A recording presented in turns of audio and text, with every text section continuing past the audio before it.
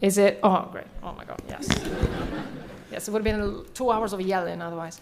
All right, much better. So, rewinding. The idea was to create all sorts of, not just deal with the monetary financial aspect, but also with trade. So to have this ITO and the treaty that was supposed to, come together with this organization, the Havana Charter, was supposed to be a very broad, comprehensive text covering trading goods, services, competition, investment, labor, a lot of different things.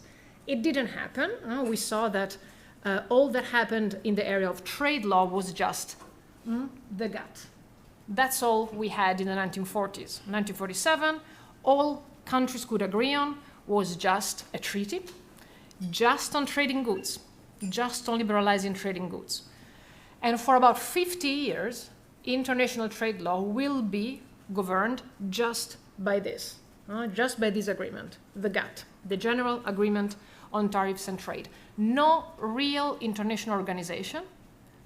We have to wait until the 1990s for the creation of the WTO, the World Trade Organization, and for a legal framework, much broader, much more comprehensive, a little bit what the Havana Charter was supposed to be initially. So for 50 years, this is all we have, just this text. Now, the idea behind it was, as we already said 2 weeks ago, was that trade liberalization is a good thing.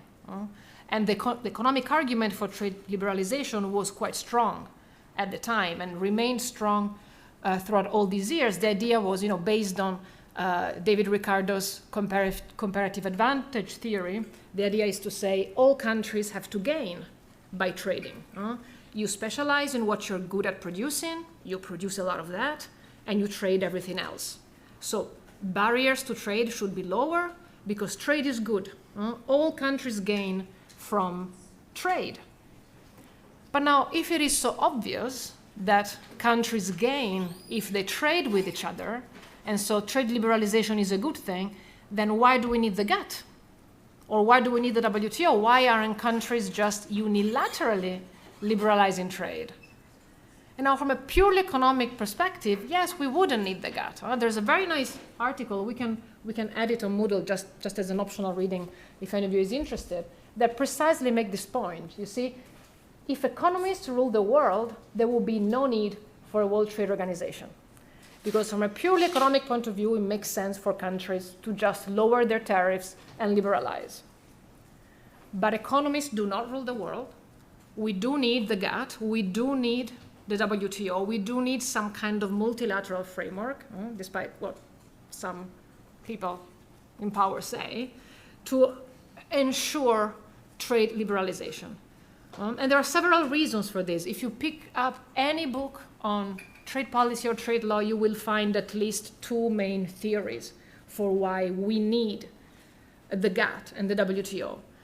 The commitment theory and the terms of trade theory. Commitment theory, very simple. Thanks to the GATT, to the WTO, to supranational multilateral treaty, governments can lock in certain trade policies without worrying about domestic pressures by their industry. Let me give an example. You have a government, you have a state which is not very good at producing steel. They don't have a comparative advantage in producing steel. So they lower tariffs to attract foreign investments in steel, foreign steel.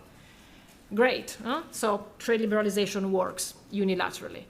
But then you have your steel producers. They're going to get together and come and knock at your door and say, oh, please raise the tariffs because we are suffering. All this competition is killing us. And these pressures are strong on governments. Maybe you're running for election again. Maybe you want to be elected, you want to have a second mandate. You listen to those pressures, you raise the tariffs. And then you keep having these ups and downs. So through a trade agreement, a multilateral trade agreement, those trade policies, the lowering of the tariff, it's locked. If your lobbyist comes and talks to you, you say, you know what, I hear you, I agree, my hands are tied. It's not my decision. I have signed, I have ratified the trade agreement, I committed to lowering tariffs, there's nothing I can do to help you, I'm so sorry. Commitment theory, that's why we need the GATT. and the WTO.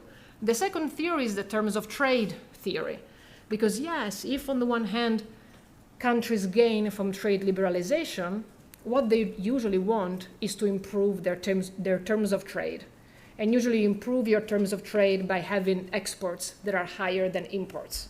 This has been the whole narrative of the US starting in January has been our terms of trade are not good. We need to increase exports, reduce imports. Because that's how you see that your economy grows. And so at some point, despite this whole theory of comparative advantage, a country may be pushed to say, you know what, I need to increase my exports. I subsidize my producers to export. I need to lower my imports. I put tariffs. And then other countries will do the same, and you get into that whole protectionist, crazy situation that we saw 2 weeks ago. So the fact that there is this interest in improving and maximizing terms of trade, so exports over imports, is another reason why we can't just count on the economic argument. We need international law to help countries in this regard.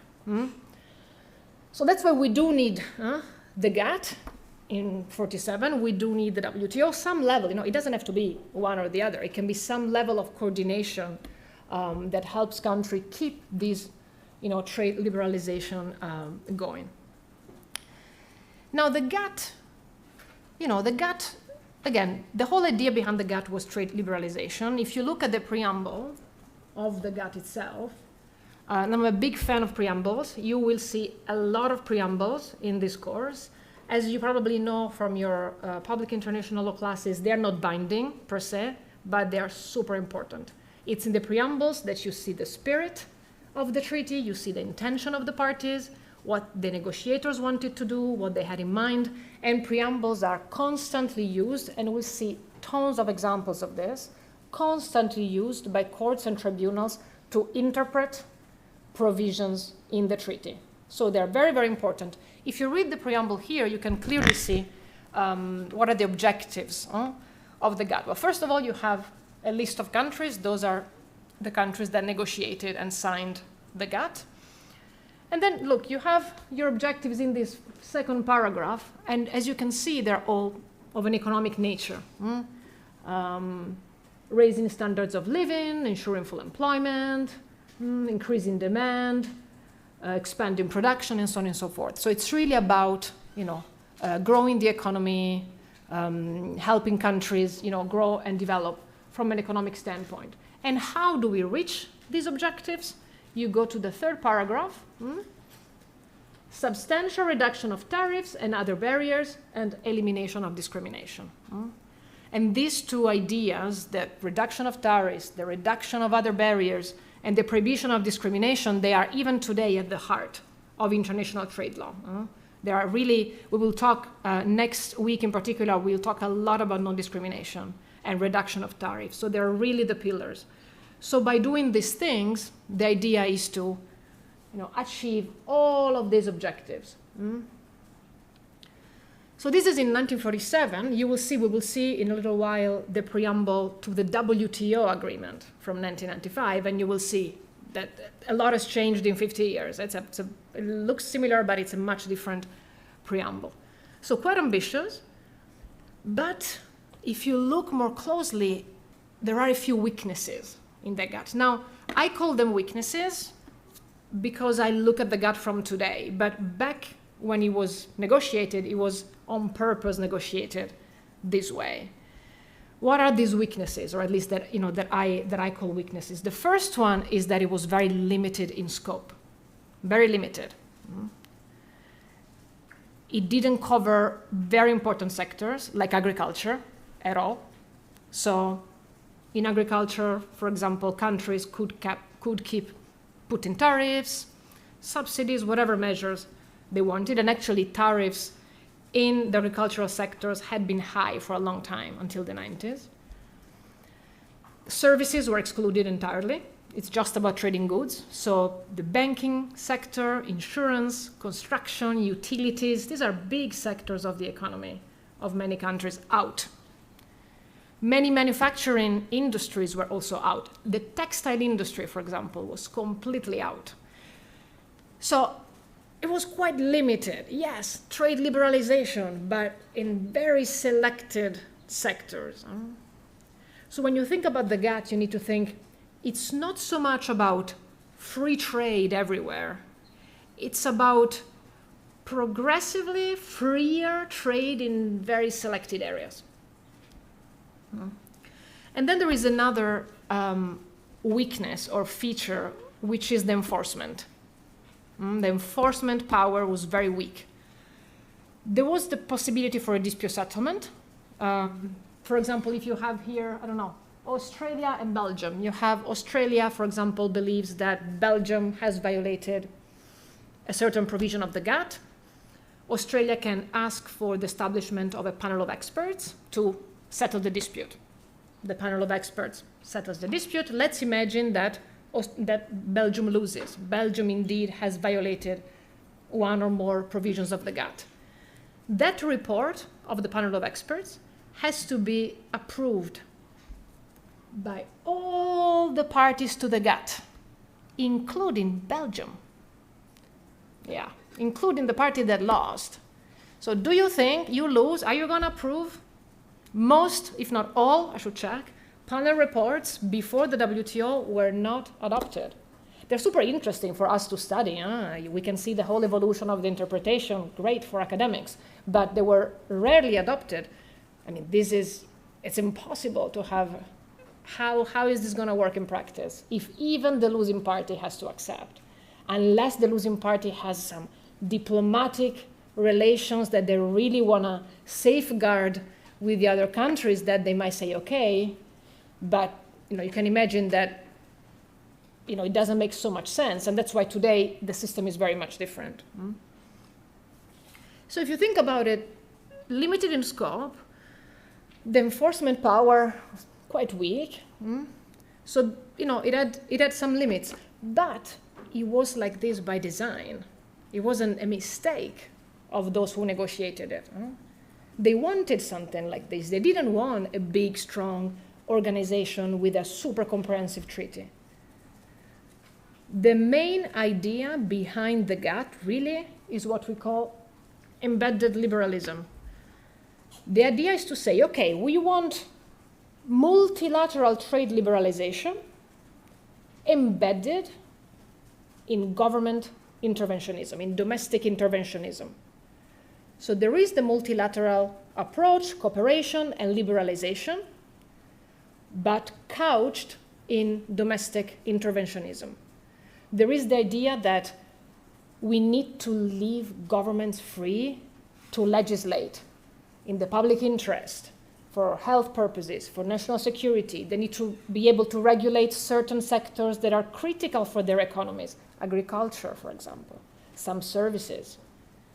So we liberalize and we cooperate, but this has to be balanced with leaving a lot of space for governments to intervene in the economy, because at the end of the day, government intervention in the economy is seen as something good. And that is why we have a treaty, the GATT, that is very, very small, very limited. And even in this small text, there is an important article that is still applicable today, because the GATT is still applicable today, that we will study in detail, general exceptions that allows countries to violate the GATT in a lot of different instances when they are pursuing, domestic policy objectives.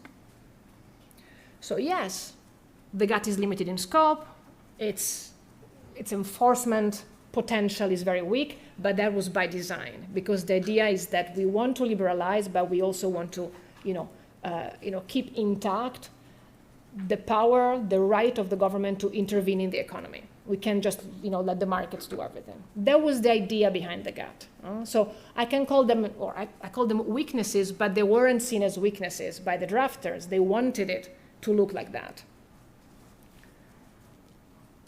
Now, despite this, the GATT was extremely successful over the years in at least one thing: reducing tariffs. Now, since its creation, there have been eight successful rounds of negotiations. So the different parties, not all of them, of the GATT would meet and negotiate. The first 4 rounds, as you can see, are just about tariffs. That's all they would do. Countries would meet and they would, in a reciprocal way, negotiate tariffs. Okay, I'm going to reduce my tariff on, I don't know, on timber. If you reduce your tariff on, I don't know, cars, whatever. Huh? And they would meet and they would reduce. And this was quite successful because throughout these negotiations, tariffs went down. Only in the areas that were covered, right? So only in goods, and only in the goods that were covered. Do you have a question? No. Now, what happens? Because tariffs initially were so high, they go down, down, down, down, down. We start seeing other barriers. They were always there, but that we couldn't see before because tariffs were very, very high. But as tariffs go down, these other non-tariff barriers emerge. And so we start here with the with the Kennedy round, we start also looking at measures that are not tariffs. And then in Tokyo in particular, and in the Uruguay round, we start looking at a lot of other things that are not tariffs, but that seem to be disrupting and restricting international trade. And so we start expanding the negotiations. And the Uruguay round, it's the most famous round of negotiations. It covered all these things and, I mean, a lot of other stuff. Tariffs were down, so countries start looking at a lot of other barriers that are restricting or disrupting international trade. And I want to just spend a few minutes on the Uruguay round, because the Uruguay round is really the round that you need to remember. It is the last successful round. There has been another one called the Doha round, which failed. So we won't talk too much about that. The Uruguay round took place between 1986, 1994. Things had changed, as you probably remember from your history classes in high school or in your bachelor. Politically, a lot had changed. Economically, a lot had changed. Even in the ideology of free trade, a lot had changed. In the 1940s, there was this idea of embedded liberalism. So there was still this feeling that we want to liberalize, but domestic intervention in the market is good. Now, domestic intervention in many markets has shown that it wasn't so good. It hasn't worked out so well. Any form of intervention of the government in the market seems to be a disruption of international trade. Everything, subsidies, standards, everything is seen as a potential obstacle that has to be regulated. So the idea is, okay, the GATT is not enough. We can't let countries, yes, they're liberalizing there, but they're doing all these other things that are just disrupting and restricting international trade. We need to regulate those as well. So the very first result of the Uruguay round is to take the GATT and then transform the legal framework into an enormous, extremely complex legal framework that goes and touches upon every single trade policy you can think of. And we'll see that. So that's the first important outcome, a new expanded legal framework when it comes to regulating trade policy.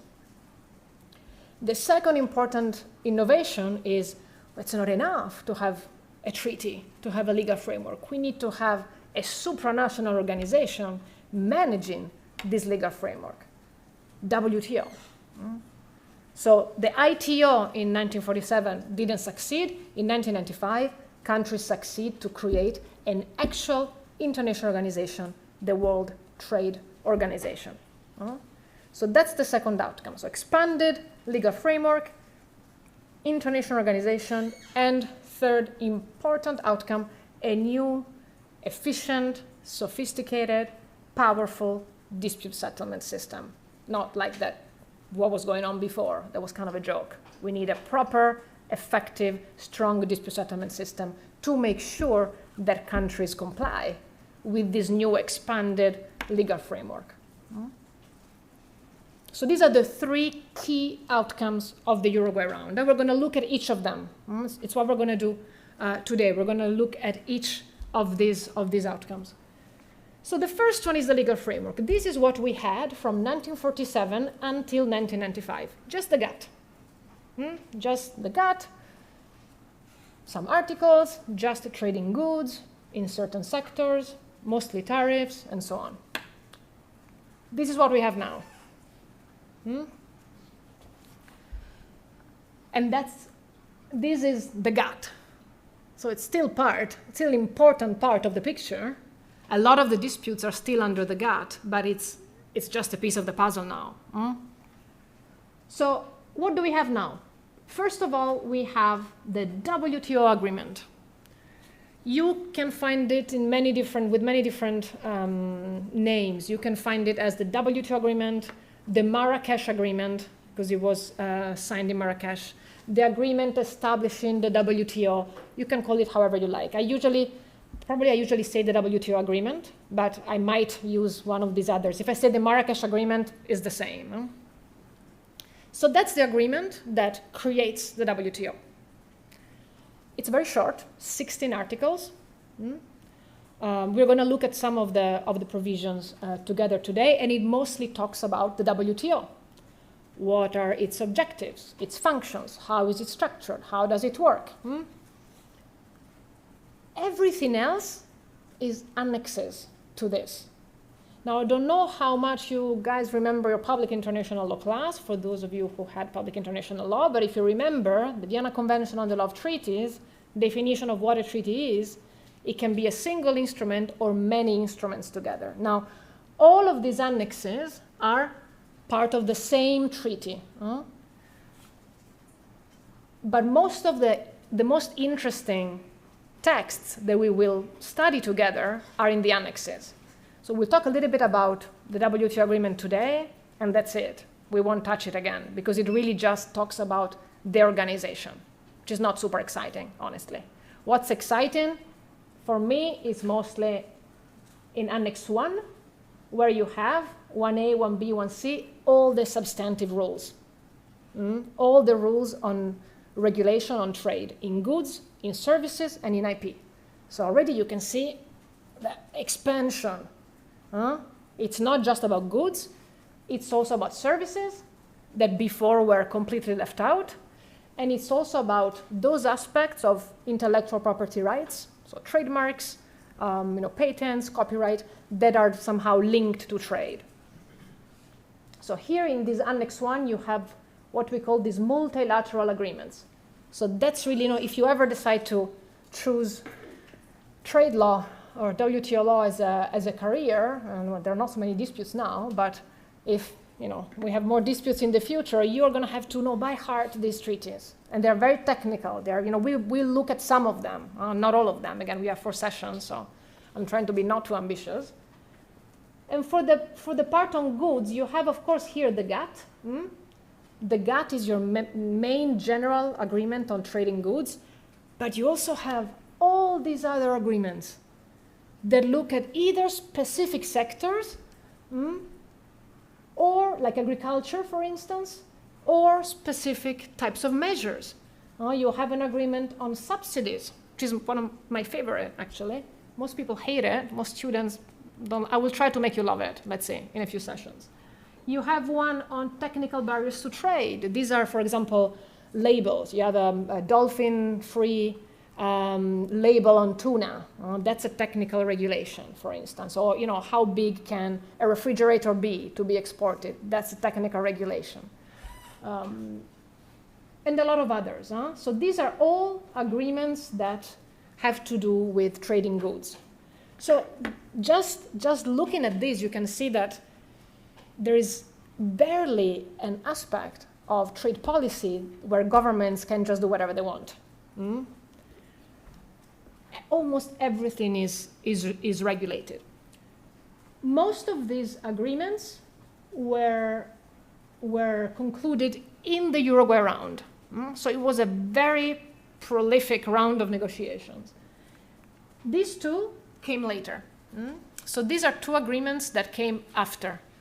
In particular, the one on trade facilitation came in 2014. And this one, the fishery subsidies agreement, was adopted in 2022 and actually entered into force 2 weeks ago, on the 15th of September. So Annex 1, multilateral agreements. You have Annex 1A, all the agreements on trading goods, these more kind of specialized agreements, and then your general agreement, which is still there. There are a few changes, but 90% of the GATT is still the GATT from 1947, which, as we will see, is not always great because the world has changed and the rules are not always up to date. Then you have Annex 1B, which is on trading services. So you have all the rules that regulate trading services, and then here on IP. Then we have Annex 2. We're going to look at it a little bit today. Annex 2 contains the dispute settlement understanding. That is basically the treaty or the agreement or the rules that regulate the dispute settlement mechanism of the WTO. We'll talk, the very last part of our class today will be kind of an introduction to dispute settlement. And we're going to look a little bit at some of the provisions in this text. And then you have Annex 3, which are the rules for the trade policy review mechanism. One of the functions, we'll see later, but one of the functions of the WTO is to periodically conduct a review of all its members' trade policies. And so this text here tells us the rules of how to conduct those periodic reviews. We'll talk about that in a little bit. Now, for all of this stuff that we talked about, so WTO agreement, Annex 1, 2, and 3, the approach, this is a term you need to absolutely remember, is what we call a single undertaking. Single undertaking. This means that if you join the WTO, you take all this package all together. You can't cherry pick which rules you like. You can say, you know what, I kind of like to do what I want in services, so I don't wanna comply with this. So I make a reservation to the GATT. Or I want to subsidize whatever the hell I want. I don't want the agreement. No, you can't cherry pick. Single undertaking. This is one big package. You join the WTO, you accept all of this. No exceptions. This is very, very important. Annex 4 is the exception. Annex 4 contains what we call plurilateral agreements.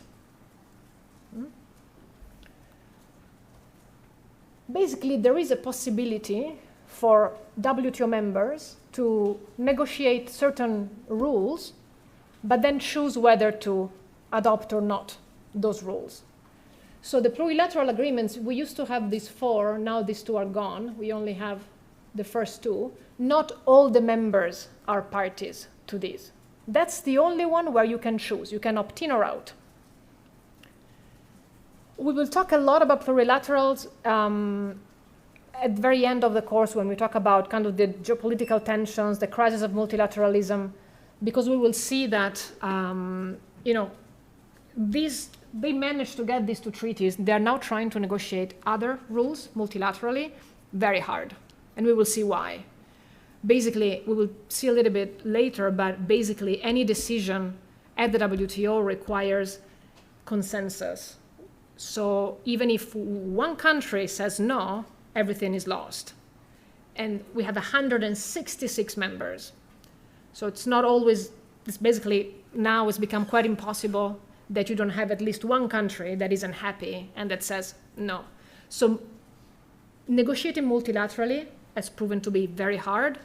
A lot of countries are pushing for plurilaterals, at least to start, because the idea of plurilaterals is that you negotiate a plurilateral, maybe only 20 members join, but it's open. Maybe in a few years, other 10, and then it could become multilateral in the future. But there are some countries that just disagree with the concept of plurilaterals. There are some countries that have been very vocal, led in particular by India, but India's not alone, that have been just saying there shouldn't be plurilaterals. It's either everybody or nothing. So now there is a whole debate as to what extent plurilaterals are even accepted within the WTO. We're going to get to that again at the end of the semester. Now, to finish this complex landscape, you have protocols of accession. Now, 128 countries were parties to the GATT during the Uruguay round. 128. So those 128 countries that were parties to the GATT and that negotiated the Uruguay round, they became automatically original members of the WTO. They became original members. So if your country was a party to the GATT in 1986 or in the 1990s and participated in the negotiations in the Uruguay round, all those countries became original members of the WTO. For those countries, it's just the single undertaking. This is all that they need to comply with. That's the legal framework for them. All this stuff, plus, if they want, the plurilaterals. But if you weren't a member by then and you decide to become a member, to accede, you need to negotiate your accession. You can't just say, oh, I love it, I want to be part of the WTO now. No, you need to negotiate. You need to negotiate with every single member who is interested in negotiating with you. It takes a long time. Russia, it took, I don't know, like 18 years. China, 15 years. The average is like 10 years. And the result of your negotiation is a protocol of accession which contains additional rules. We call them WTO plus, when there are kind of duties on top of what's here. For example, China, the GATT, we will look at this next week. The GATT talks about import tariffs and tells countries to reduce import tariffs. The GATT does not talk about export tariffs. There are no rules in the GATT about export tariffs. If you look at China's protocol of accession, there are rules on export tariffs. So those are WTO plus. China and any other member that has joined has rules on top, additional rules. And they can also have WTO minus, less rights.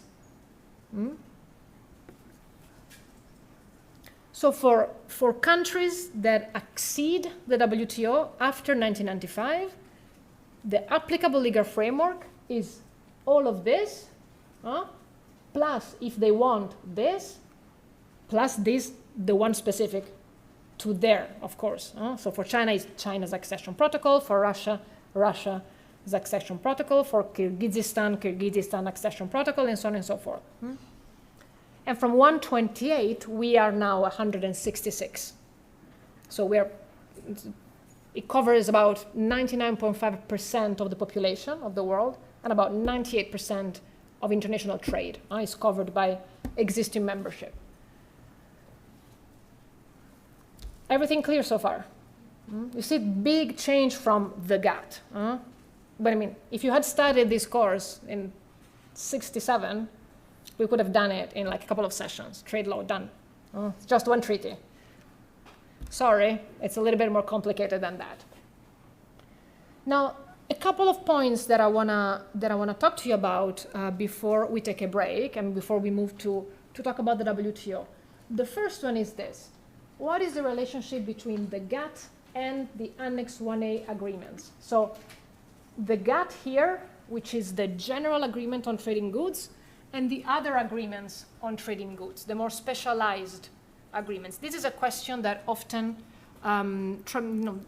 panels and the appellate body, we'll talk about this later, but we had, because right now there is a bit of a crisis, but what's quite unique about the dispute settlement system at the WTO when it was created is that it has two instances, two layers. You have a panel of experts, 3, that settle a dispute, but then you can appeal the decision before an appellate body, which is a permanent body, a standing body, which is, again, if you think about international law, it's very unique. You can't appeal ICJ decisions. You can't appeal ITLOS decisions. But here you can, or better, you could, because as we will see, the appellate body doesn't really exist right now. But so panels and appellate body, sometimes they have to decide what is the relationship, because you have a country that complains and says, okay, your measure is in violation. They're gonna try to argue that there is a violation of a lot of different treaties. They try a little bit of everything. And then it's up for the judges to exercise judicial economy. They don't have to go through everything, but try to see, okay, how do we look at these different claims? If there are conflicts, for example, between the GATT and some of these agreements, or overlaps, how do we handle this relationship? Does anybody have an idea? How would you handle it? Can you think of any principle or interpretation? Yes? Maybe the principle of speciality. Very good. So the lex specialis principle, which is you look at the most specialized agreement first. And this is precisely how they tried already to clarify. So there is an interpretative note to the whole annex that tells you that in event of a conflict, and conflict, again, there are different ways to interpret conflict. Ideally, you would consider a conflict when you can't at the same time apply both rules. Between the GATT and one of the other agreements, the provision of the other agreement shall prevail. And most of the case law on this is between the GATT and the TBT, this one. We will look at the TBT in a couple of sessions. But most of the times there is a measure that is usually a technical regulation, which could fall under the GATT and could fall under the TBT. What do? We go to the more specialized agreement. We apply the TBT. And the jurisprudence has showed us that it's not even just in case of conflict. Even if there isn't a conflict, we start our analysis from the TBT, from the specialized treaty. And if it's enough, we don't even go to the GATT. Again, panels and appellate bodies exercise judicial economy. So if you have a claim under TBT and under GATT, if analyzing it under the TBT is enough, for example, to find that there is a violation, the panel is not going to go into a GATT analysis. It sucks for us academics because there are many disputes where I would have loved to know what the panel or the appellate body would have said about the interpretation of the GATT, but I think they're already very long reports. It's the right thing to do to exercise judicial economy. And they explain to you why. Because the TBT agreement and any other of those specialized agreements deal specifically and in detail with that measure. So you always start from the treaty, from the agreement that deals specifically and in detail with that measure. If you can't find your answer there, then you go up, to the general agreement. When it comes instead to the relationship between specialized agreements, usually the issue is between TBT, so technical barriers to trade, and another agreement that is called SPS, sanitary and phytosanitary measures, because those are basically the same types of measures, but in the context mostly of like food and feed. Then usually the agreements themselves contain rules as to how to deal with the relationship between them. But instead, when you have general or special, you start from the special, and then you go. And then another big question: what is the relationship between WTO and public international law? Now, for a long time, during the years of the GATT in particular, GATT law was considered kind of like an area of international law that wasn't really part of international law. There was a lot of resistance from the panels, for example, and during the GATT era to look at any other area of international law. I did, many years ago, I wrote my PhD on the relationship between trade law and environmental law.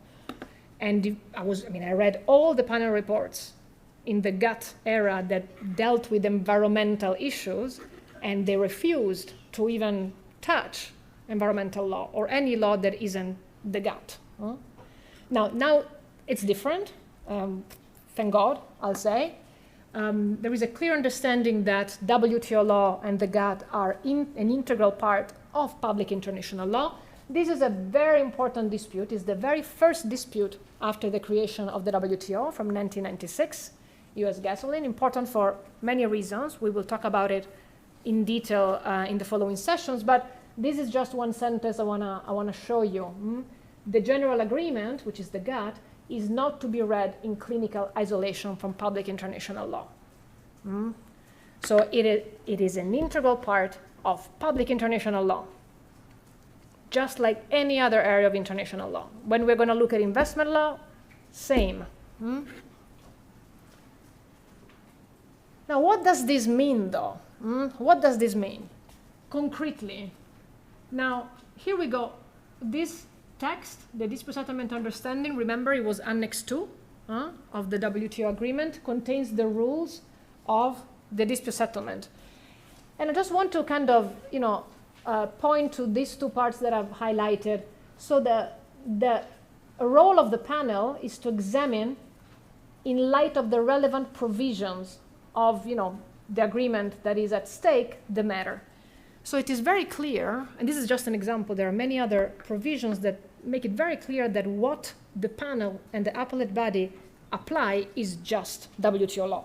So they can't apply other, it's just about interpreting and applying the agreement that is at stake, whether it's the GATT, the GATS, the TBT, agreement on subsidies, voila. But public international law can help in the interpretation. So clarify the existing provisions of those agreements in accordance with customary rules of interpretation of public international law. So the task is to apply trade law, WTO law, whatever agreement the parties are bringing up, but according to customary law in terms of treaty interpretation. Does anybody remember which is the main rule that we look at when it's about interpretation of treaties? I heard something that I believe it, but is it you? A little bit louder? Article 31 of Vienna Convention. Excellent. Article 31 of the Vienna Convention on the Law of Treaties. Despite the darkness, I see that you guys are quite awake. Very good. So, as you know, again, this is one of those provisions that, for those of you who are public international lawyers, that this has to be on your nightstand.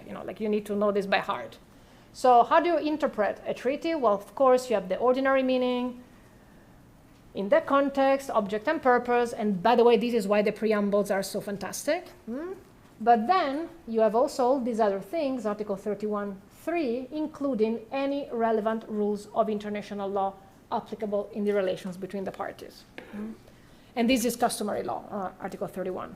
So panels and appellate body, yes, they interpret and apply the GATT, the TBT, whatever WTO rule they are asked to apply and interpret, but they can rely on other rules when they're relevant and when they're applicable between the parties.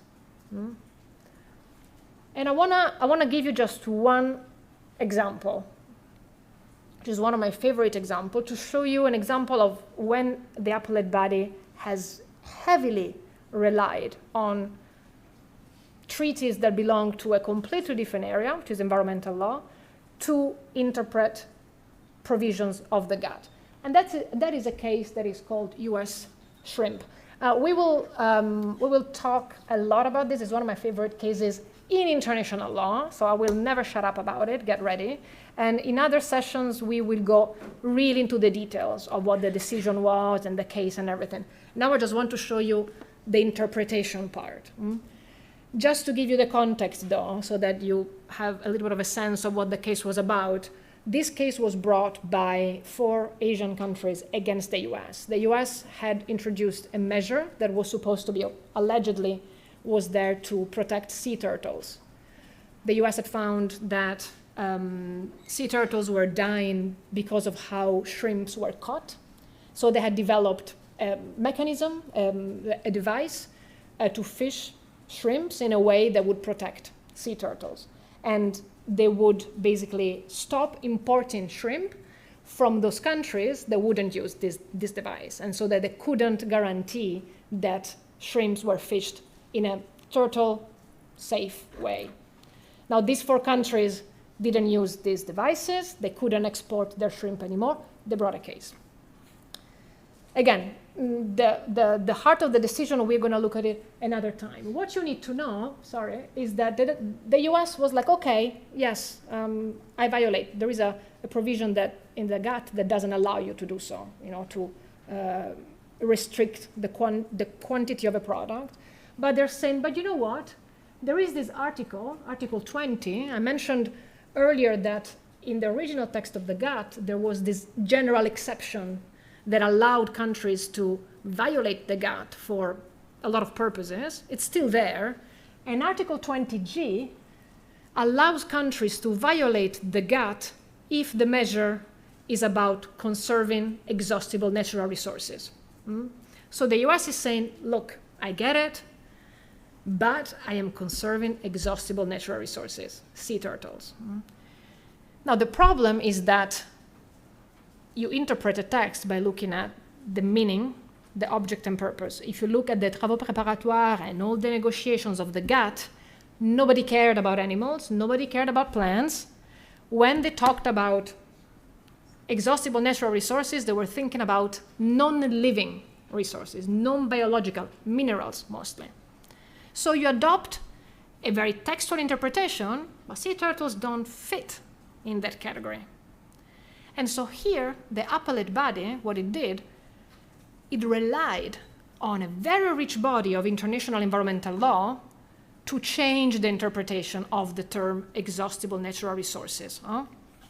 Look, they say, well, first of all, this is already quite amazing. They say, the term is not static, it's evolutionary. So we can't interpret the term as if it were 1947. We need to interpret it as if it were 1998, which it is at the time of the dispute.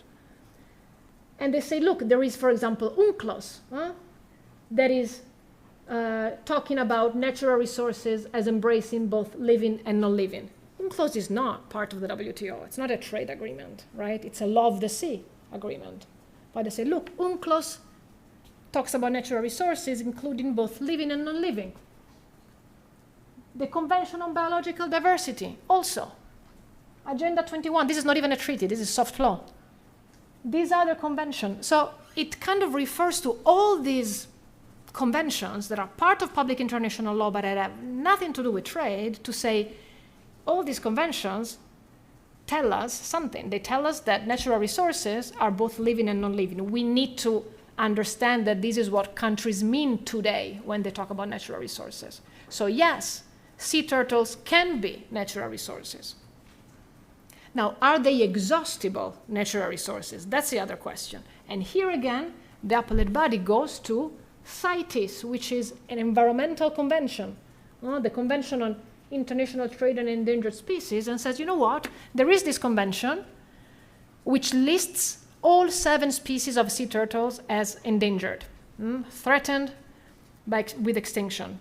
So yes, sea turtles, based on what this treaty that has nothing to do with us says, they are exhaustible. Then the US lost. But that's for other reasons, and we're going to get to those in another session. But what is interesting is that this is a good example of the appellate body relying on external instruments, other rules of international law, to interpret the GATT. Now, this evolutionary interpretation of the WTO appellate body, it is also what got it in trouble. If you go back here, it also says that the dispute settlement system serves to preserve the rights and obligations of members. In many parts of the dispute settlement understanding, they repeat that the role of the appellate body and of the panel should not add or diminish existing rights that you find in the GATT or in other treaties, meaning these panels and appellate body cannot create law, cannot create new rights, cannot interpret the law in a way that goes beyond interpretation and becomes lawmaking, what they call judicial activism. And the appellate body has been heavily criticized of judicial activism. And that is the reason why almost 10 years ago, in particular the US, stopped, blocked the appointment of new judges up until from 7, we got to 6, we got to 5, to 4, and now we have 0. The main criticism, which by the way is still valid today, I had many interactions with in particular, I mean, it's a very, from my experience at least, it's a very US, no worries, it's a very US approach. I saw it with academics, I saw it with the mission. They really do believe that, yes, public international law, but not so much, it's really the gut. And so that's why. So this, what I consider a beautiful exercise by the appellate body, has also got in trouble, and now it's not there anymore.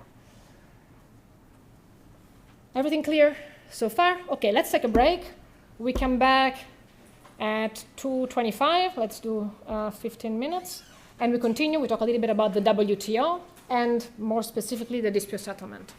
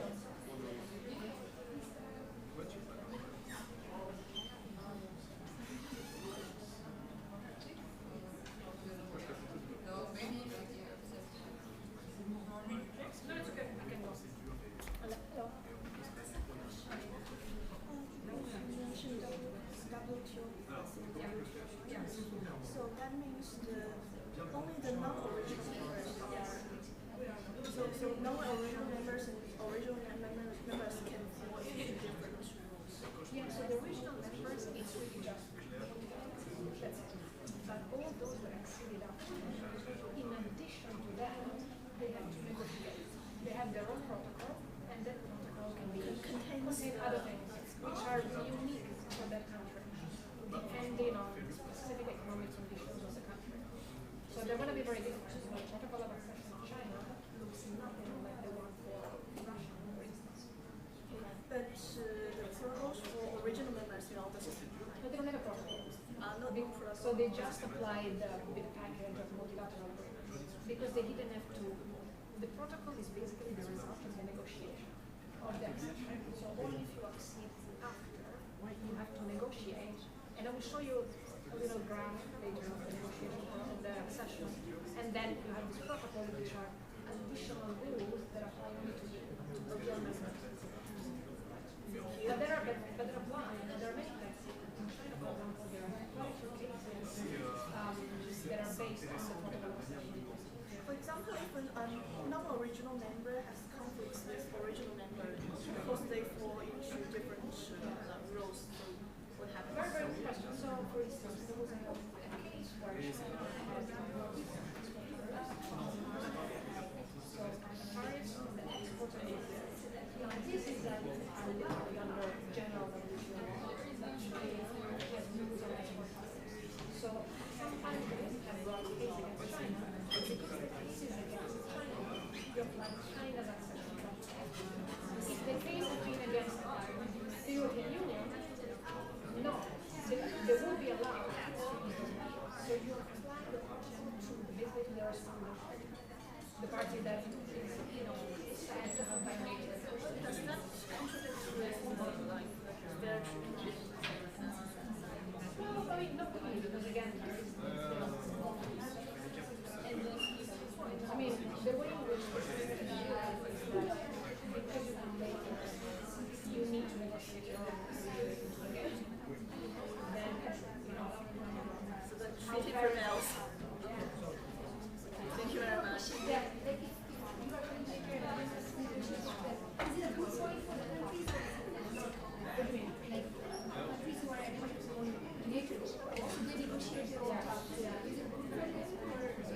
well, I mean, it's just harder for them. First of all, they need to make sure that all your laws are consistent with the rules, and then it's going to take longer for them. For most of those countries, they need to have extra flexibility to make sure that they don't strain on their capability. But in general, it's more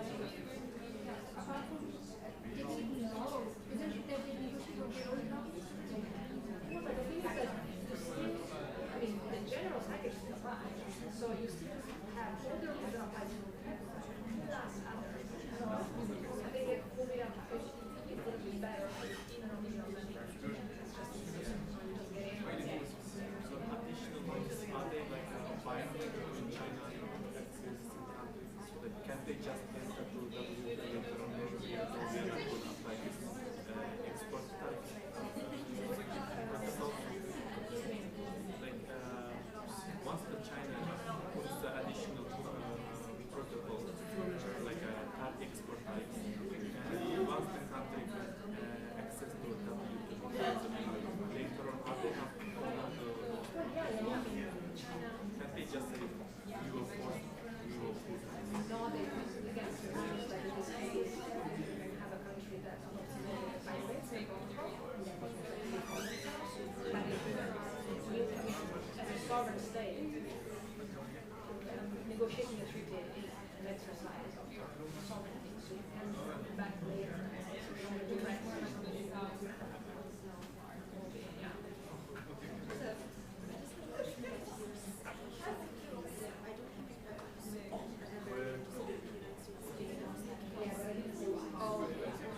The whole point was just to show you how that becomes relies on certain rules. Yes. We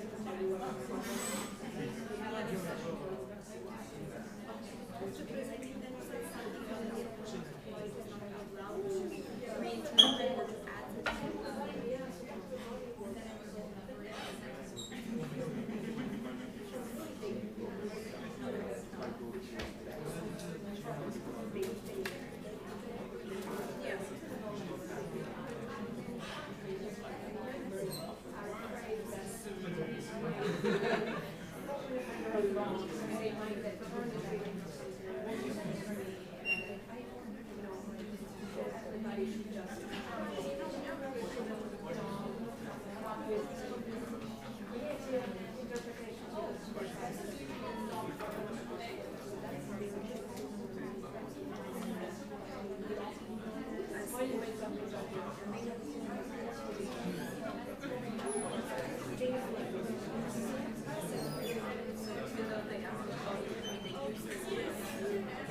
Thank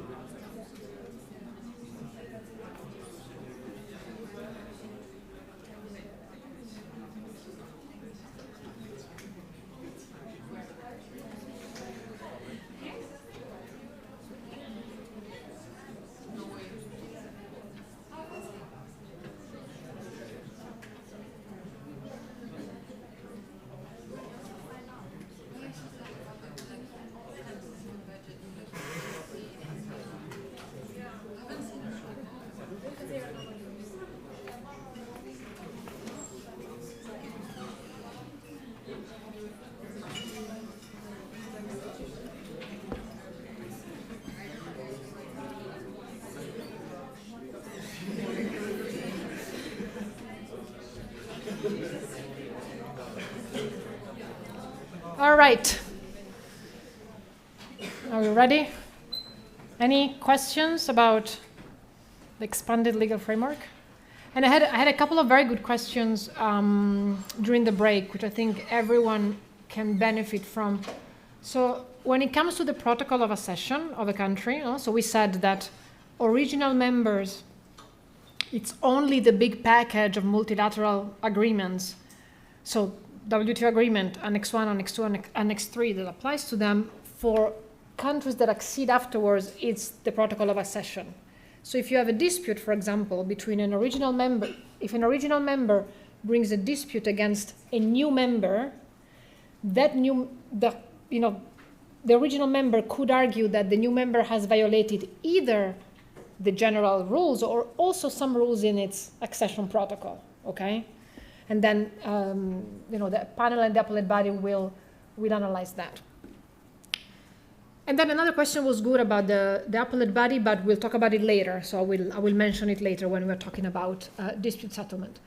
In addition to an expanded legal framework, another important result of the Uruguay round is the creation of the WTO, of an actual international organization. You might have seen the building from at least outside. It's very nice view of the lake. Actually, the GATT had a secretariat. Now, every treaty has its own little secretariat that manages the treaty. And the secretariat of the GATT, already in the 70s, had moved into the building, which actually originally had been created as the building for the ILO, for the International Labor Organization. And now something, again, let's see if if we manage to go at some point, or if you go, or you will, and if you're nerdy enough, you will notice there's a lot of artwork that clearly shows that this was not always about trade, but it was about labor. There's a lot of artwork about labor, and actually there was a director general that whose name I won't make in the past, that for reasons I still don't understand, had asked to cover some of this artwork because it wasn't really reflecting the spirit. But I think it's good to know where we're coming from, and also how organizations, come and go, move. So all building of the ILO is now the beautiful building of the WTO. What is the objective, or what are the objectives of the WTO? Where do we go to find the objectives? Which part? Preamble. All right, so the first part in orange, very similar, if not probably identical to the GATT. A lot of economic objectives, again, social and economic. So again, raising standards of living, full employment, expanding production, da-di-da. So that's still part of the objectives. But it's been 50 years, a lot has changed. So it's not just about that, but it's also about sustainable development. So yes, economic development, but also sustainable development. Seeking both to protect and preserve the environment and thinking about the needs of developing countries. And here again, developing countries, in particular, least developed. So you can see that it's a preamble that is already a little bit more sophisticated, that shows that time has passed. You know, in the meantime, again, and I know that there are some of you who have taken already with me international environmental law. In the meantime, we have international environmental law that has become a thing. Sustainable development is a thing in 1995. And so it's not just about developing economically, but also in a sustainable manner. So this reference is very important. And I want to take you back to one of my favorite cases, US shrimp, to show you that, again, the power of preambles. Because if the appellate body was able to rely on environmental treaties to interpret the text of the GATT, was thanks to the preamble. That was the hook. That was the legal basis. Because the preamble of the WTO agreement tells us that one of the objectives is sustainable development, is the use of resources, in the objective of sustainable development, this allows us to interpret those rules with sustainable development in mind. And so relying on environmental law becomes a possibility. This is the legal basis for that exercise. And look here, this is a very famous statement of the appellate body in US shrimp. It tells us, it refers to the language of the preamble that talks about sustainable development and tells you that this language must add color, texture, and shading. That's what preambles do. Now, again, we might maybe talk about this again towards the end when we talk about the crisis of multilateralism, but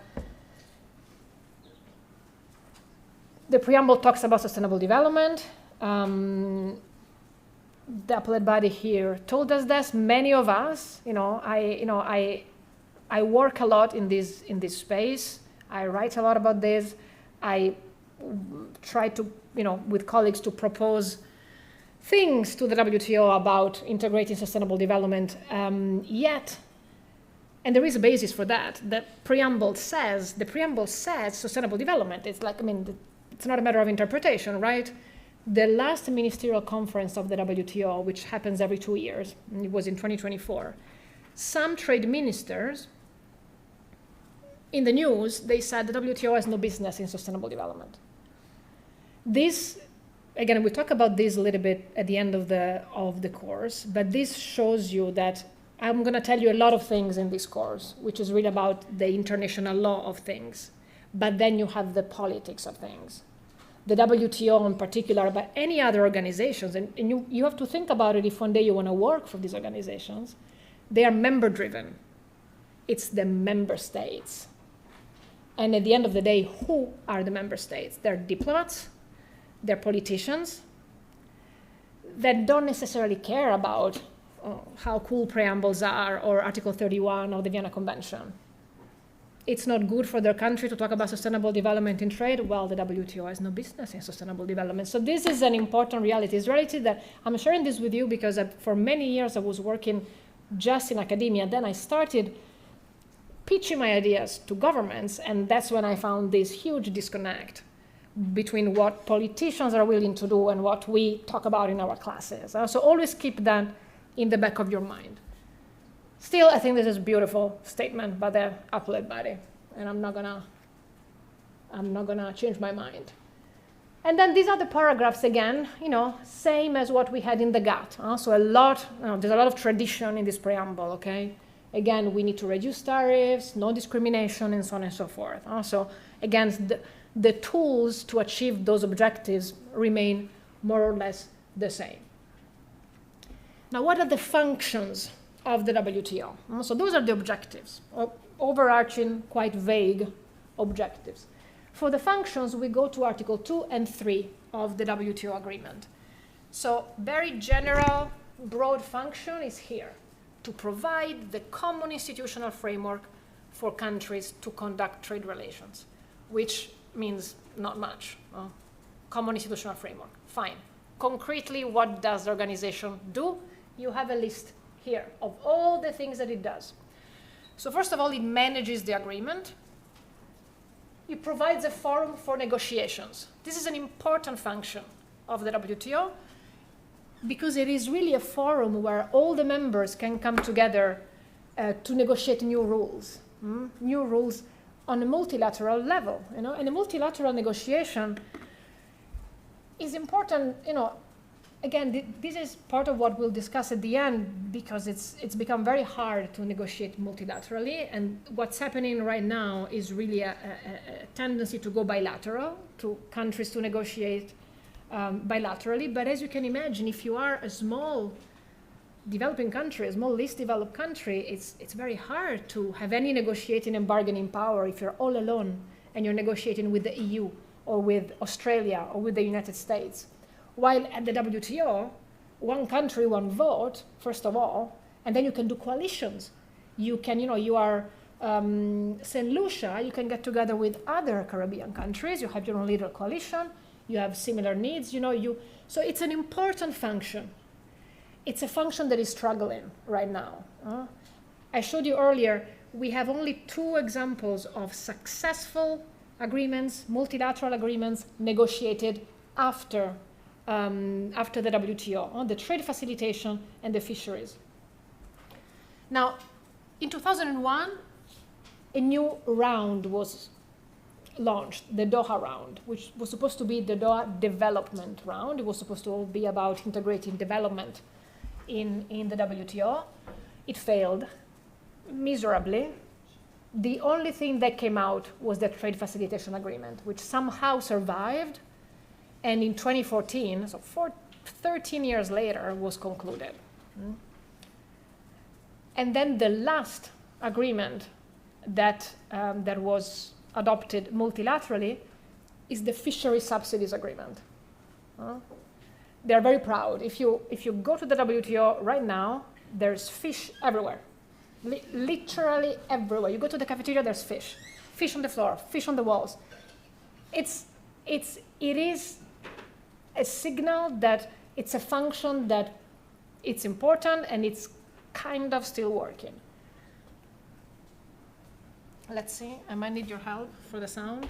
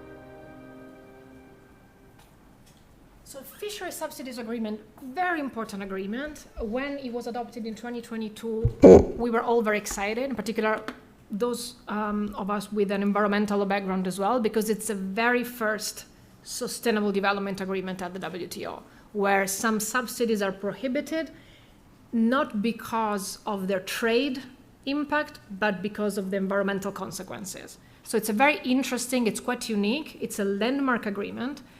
They were struggling, and this video is still from some time ago. They needed 109 ratifications for the agreement to enter into force. I was preparing started preparing the class in August, and I found this on the website. We had 106 members, so there are still a few that needed to join. Well, by the time we're having the class, it's done. We had the last ratifications in September, 15th of September, the agreement has officially entered into force. Of course, only for those countries that have ratified it, which is 109. And hopefully they will continue. The Director General, you could see her in many of those images. You saw her. She has been really, really pushing for this agreement to enter into force. She is going to keep pushing for other countries to join because, again, this is about the global commons because fisheries and fish stocks in the areas of national jurisdiction, but also in the high seas in particular, those are global commons, and we can't have free riders. So if we have 50 members that are not ratifying, that don't have to comply, it's not as effective as it could. So it's important that countries keep ratifying. But this is a good example of the very last agreement that was successfully adopted multilaterally. Countries are trying to adopt other agreements. So far, it hasn't worked out so well. In particular, there is a second part. So this agreement is part one. There is a second part that they're trying to negotiate at the next ministerial conference, which is going to be in March in Cameroon. A couple of countries were very much against it.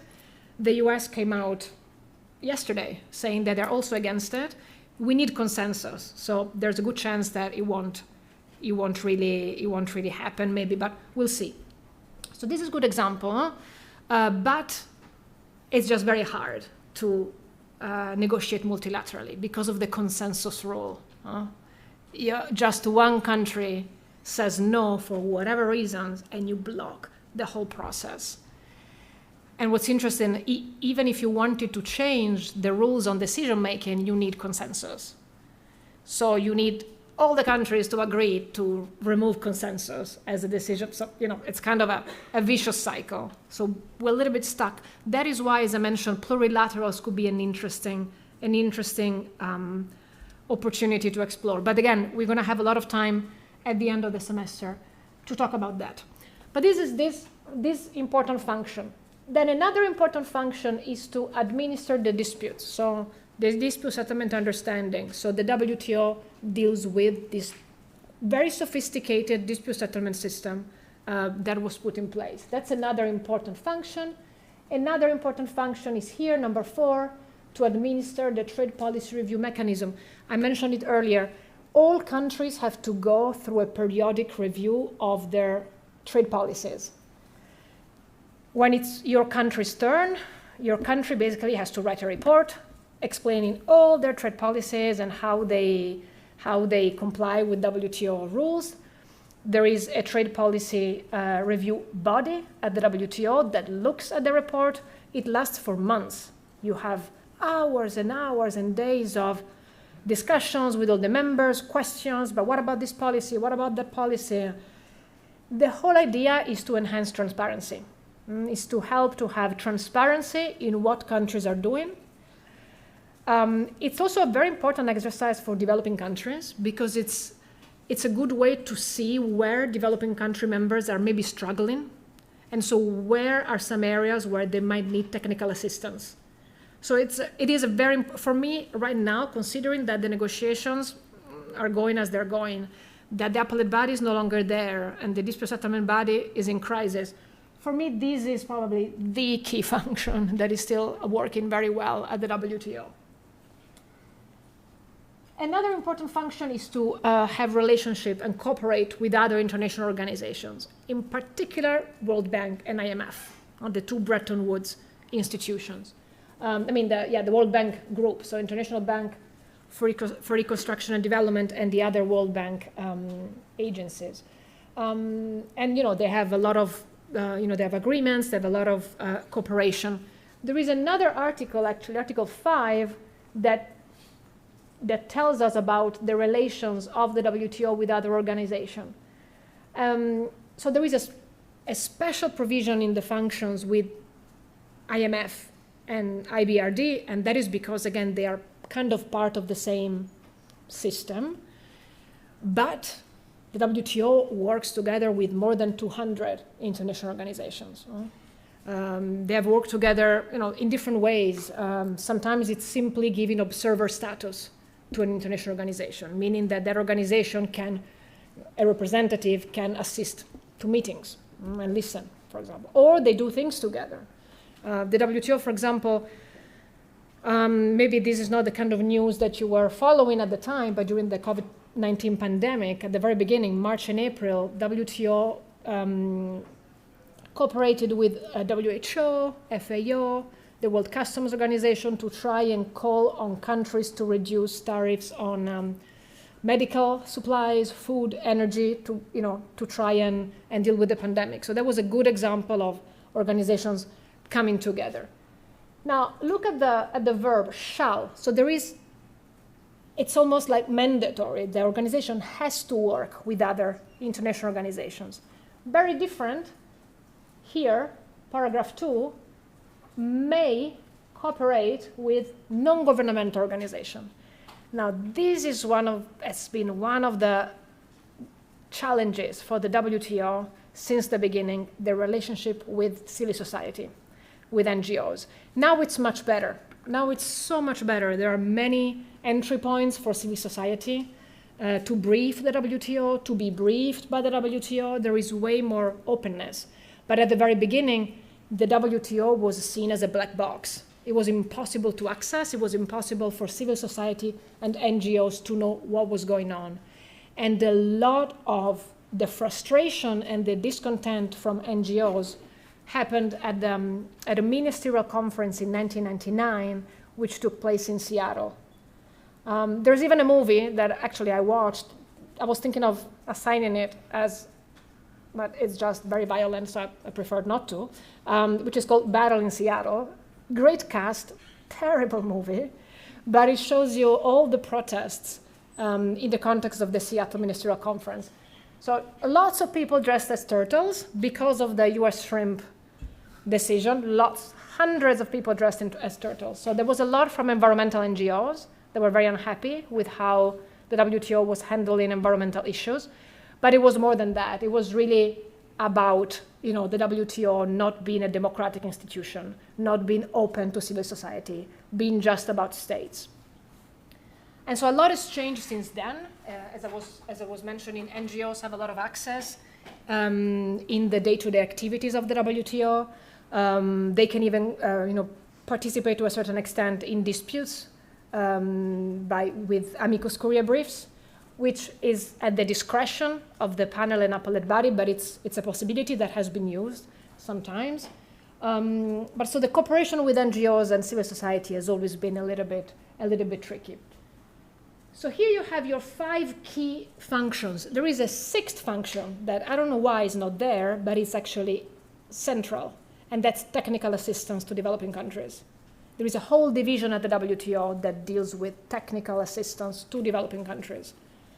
For developing countries to be able to benefit from an open trading system, to participate effectively, proactively, they need help, some more than others. So technical assistance, providing technical assistance is another important function number 6 of the WTO. Very quickly, this I'm going to show you, it's not something fundamental. I just want you to have an idea of what is the institutional structure. You can have a little bit a look here, but it's not super exciting, but so that you know a little bit the institutional structure. At the highest level, you have the ministerial conference. I've mentioned it a few times. The ministerial conference is basically composed of representatives of all the members at the level of trade ministers.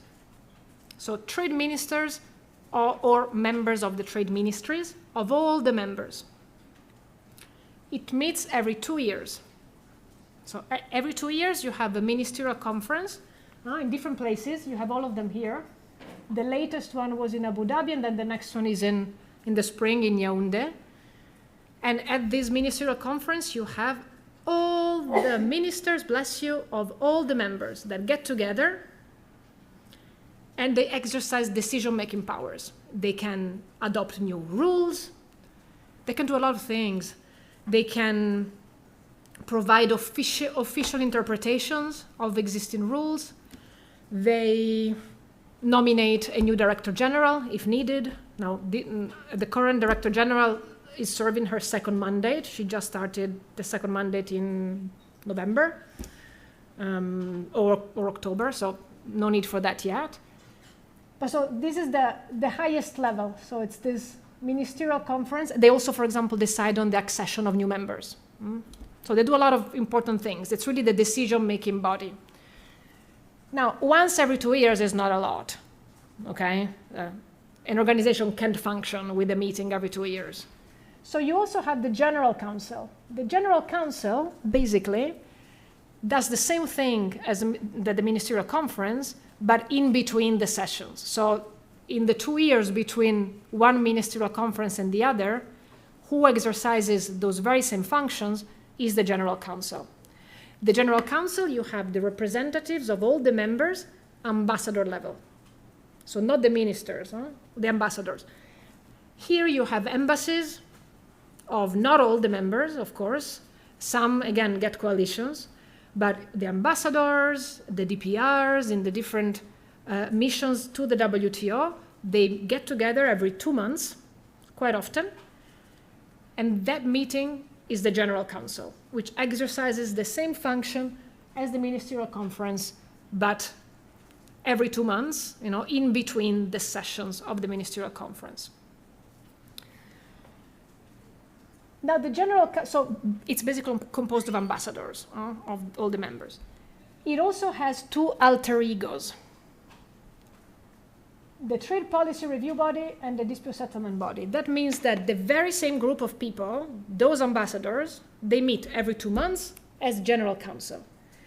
If they have to discharge certain tasks that have to do with dispute settlement, they meet with the head of the Dispute Settlement Body. So it's the same people, but they meet as dispute settlement body because they need to, for example, establish a panel for a dispute, approve a panel report.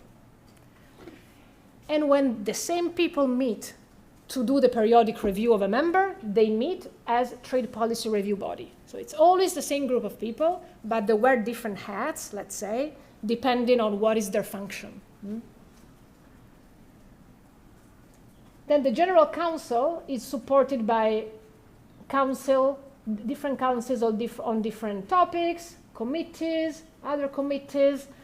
In each of these, you have this, again, maybe you have, I don't know, the ambassador they're usually ambassador from a country that is kind of like leads one of these, and then you have members of others. You don't have to have all the members. Maybe in the Committee on Agriculture, you have 20 members only that sit in that committee. They can go wherever they like, based on their interests and their needs. But so this is the structure. It's a political structure. It's the members that sit in all these different committees, councils, and so on and so forth, and make the decisions. You also have a secretariat of the WTO. That's the staff, the regular staff of the WTO. They help all of this. So they're there to support the members in all of these committees, councils, and so on and so forth. It's a very small secretariat. It's about 625 people. Consider that the World Bank is more than 12,000. So it's very small. They all work in that building that we saw, and their job is to help members organize all this work. I already talked to you a little bit about the membership, not so much more to add. It's 166 members. We already know the distinction between original members and new members. Something quite interesting, about 3/4 of the membership is developing countries. Now, what is a developing country? It's every country can self-identify as a developing country. There is no definition at the WTO. This has been extremely problematic because if you are a developing country or if you self-identify as a developing country, you benefit from technical assistance and you benefit from a lot of provisions that together we call special and differential treatment. Special provisions. It can be lots of things. It can be that you can have more time to do something. Or there's something that maybe you don't have to do right now, you can do it later, or it's just a special treatment. Now, why has this been problematic? Because there are countries that maybe used to be developing. Are they developing today? I don't know. I mean, I was in Singapore last week for a conference. It's a developing country at the WTO. Didn't look like it to me. That's just one example. Huh? Another big question mark are China, India, Brazil. Are these as developing as Ethiopia? Same basket. Huh? There's no way to differentiate. The only differentiation is with LDCs, least developed countries. But those are UN definition. Something interesting, we added in that section, news and updates, whatever, on Moodle, we just added an article from Reuters, just, I don't know, 2 paragraphs that came out last week, because something very interesting. Last week, China has announced that they're going to renounce their developing country status for future negotiations. So not for everything that is already there, but the idea is, let's see if this helps the negotiations in Yaoundé. Now, let's see if other countries are going to follow with the same example, you know? But it's quite interesting that, and it shows you a lot of countries, a lot of developed countries are blocking some negotiations precisely because they disagree with the fact that countries like China, like India, like Mexico, like Brazil are qualifying as developing and benefiting from a treatment that they believe they don't really deserve. And this is not just at the WTO. This is in other treaty context as well. So it's extremely timely and interesting, this announcement that China's made. Let's see where that takes us. But this is it's a big issue that is very much debated at the WTO. This is just for you to have an idea of how the accession process works. A country wants to accede. A working party is established, which is composed of all the members of the WTO that are interested in that, or that kind of want to be part of the discussions. Then you have, the party that wants to accede prepares a report. There are multilateral discussions. There are informal discussions on specific topics. There are bilateral conversations with each member, in particular regarding tariff concessions. At the end of all this process, which takes on average 10 years, you have the draft accession package, which is the draft protocol, approved by the either General Council and Ministerial Conference, the government, and voila, you become a member. So overall, it's a process that it's extremely complex. In those 3, 4, 5, 6, 7, 18 years, you have a lot of multilateral discussions, a lot of bilaterals with individual countries, and a lot of informal talks on specific areas. I already told you about the decision-making process. It's consensus. Now, this article tells you that if consensus doesn't work, the matter shall be decided by voting. This never happens. Consensus. There are some exceptions. There are some situations where it's expressly stated that you can use a majority. For example, to approve the accession of a member, you don't need consensus. you need, I think, I don't remember if it's a 2/3 or 3/4 majority. But actually, I think that there was maybe with Ecuador, there was a majority, but otherwise it was always by consensus. But unless it's expressly stated that there is a special decision-making procedure, it's consensus. And which is, again, on the one hand, it makes sure that every country has a say and nobody's left behind, but it makes it nearly impossible to really get to decisions. All right, so I would want to tell you about the dispute settlement body, but it's almost 4, and I really do not like to go over time. But we have a lot to do next week, so what I will do, it's not going to take long, it's going to be about 15 minutes. I will record a little video where I explain to you this part. It's not very long, and we'll upload it on Moodle tomorrow. So have a look at that.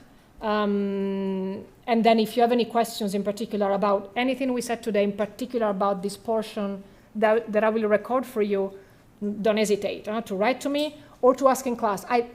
If it's long questions, feel free to write. But if you think that I like questions in class because sometimes they are such good questions that everyone can benefit from kind of digging deeper and from the answer. So feel free next week, if anything is unclear, to just at the very beginning raise your hand and ask away. All right? Have a lovely evening, and I will see you next week.